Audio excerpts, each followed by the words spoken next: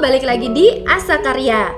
Nah, pada video kali ini aku bakal bahas tentang quarter life crisis atau QLC. QLC adalah kondisi di mana ketika seseorang mempertanyakan jalan hidupnya. Ia merasa terjebak, kecewa, kesepian, ragu, cemas, atau bahkan bingung dengan tujuan dan masa depannya. Nah, biasanya QLC ini dialami pada usia dewasa awal, yaitu usia 20 tahunan hingga 30 tahunan, di mana usia tersebut kita memasuki yang namanya dunia nyata. Nah, tanda-tanda ketika seseorang itu mengalami QLC, yang pertama itu adalah stuck atau jalan di tempat. Dia merasa kalau misalnya dia itu belum melakukan apapun atau menggapai apapun dalam hidupnya. Yang kedua, itu hilangnya motivasi dalam menjalani aktivitas sehari-hari. Yang ketiga, dia bingung menjalani hidupnya. Bingung menjalani hidup bebas atau stabil, atau menjalani hidup sesuai dengan keinginannya, atau mengikuti tuntutan keluarga dan masyarakat. Yang keempat, merasa tertinggal oleh orang lain atau lingkungannya. Jadi dia itu khawatir kalau misalnya dia merasa tertinggal sendiri dengan ketidakpastian hidup. Jadi dia melihat teman-teman atau orang di sekitarnya ini sudah mencapai sesuatu, sedangkan dia sendiri ini belum menemukan atau mencapai sesuatu dalam hidupnya. Yang kelima, mempertanyakan tujuan hidupnya. Jadi dia dilema tentang karirnya, dia dilema tentang masa depannya. Masa depannya ini mau dibawa kemana, seperti itu, mau menjadi apa. Nah, yang keenam, ini dia merasa terjebak di dalam pekerjaan dan hubungan percintaan. Nah, terus apa sih yang biasanya menjadi penyebab kita itu mengalami QLC ini? Sebenarnya beragam ya penyebabnya. Jadi tiap individu itu bisa jadi berbeda penyebabnya karena ini bergantung dari masing-masing individunya dan lingkungan di sekitar individu. Tapi di sini aku merangkum beberapa poin yang sering menjadi penyebab dari QLC ini. Yang pertama itu adalah karir. Jadi memang di usia seperti itu kita kan sudah di semester akhir perkuliahan atau ada yang sudah lulus gitu ya. Jadi itu masa-masa di mana kita itu mencari pekerjaan. Nah, di situ mulai bingung tuh mau bekerja apa, jadi apa kayak gitu, atau di perusahaan mana, atau susahnya dia itu mencari pekerjaan, kayak nggak dapet gitu pekerjaannya. Atau misalnya ya di usia pertengahan 20-an mendekati 30 atau sekitar 30-an itu biasanya mengalami stuck jenjang karir. Jadi tidak ada jenjang karir dalam hidupnya. Jadi karirnya itu stuck di situ-situ aja kayak gitu. Nah, yang kedua ini adalah masalah keuangan atau finansial.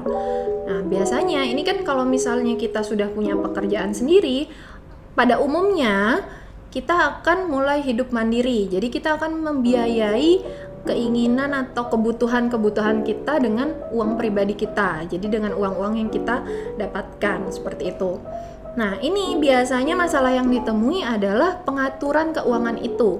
Jadi uang yang dikeluarkan itu bahkan lebih banyak daripada uang yang didapatkan, seperti itu. Yang ketiga adalah tuntutan. Nah, tuntutan ini berasal dari keluarga ataupun masyarakat di lingkungan sekitar kita. Bahkan tuntutan ini juga ada yang dari dalam diri kita. Kenapa seperti itu? Karena secara nggak langsung kita kadang menuntut diri kita sendiri untuk mencapai sesuatu yang lebih dari kemampuan kita, seperti itu. Nah, yang keempat ini adalah hubungan, yaitu mengatur hubungan. Nah, hubungan ini ada hubungan pertemanan, keluarga, dan percintaan. Nah, kalau hubungan percintaan ini seperti misalnya baru pertama kali untuk berkomitmen dengan seseorang atau menjalin hubungan yang serius dengan orang lain, atau bahkan sebaliknya, yaitu sudah menjalani hubungan yang lama dan serius dengan seseorang tapi malah putus, seperti itu. Nah, sekarang aku mau menyebutkan fase-fase yang terjadi ketika kita mengalami QLC atau quarter life crisis ini. Nah, di sini ada 4 fase. Yang pertama itu adalah fase lock-in. Di fase lock-in ini, kita merasa terikat dengan minimal satu komitmen yang tidak memuaskan atau kurang sesuai dengan harapan kita. Nah, untuk komitmennya ini bisa berhubungan dengan karir ataupun hubungan ya. Terus di fase kedua, ini ada separation and breaking out.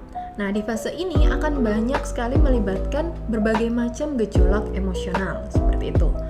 Yang ketiga adalah trying new things. Nah, di sini kita sudah mulai bereksperimen dan eksplorasi mengenai hal-hal yang sebelumnya kita belum pernah lakukan untuk menemukan ide-ide baru dan perspektif baru untuk menentukan atau memilih masa depan. Yang keempat adalah resolution and a sense of growth. Nah, jadi di sini kita sudah melewati masa-masa krisis tadi ya.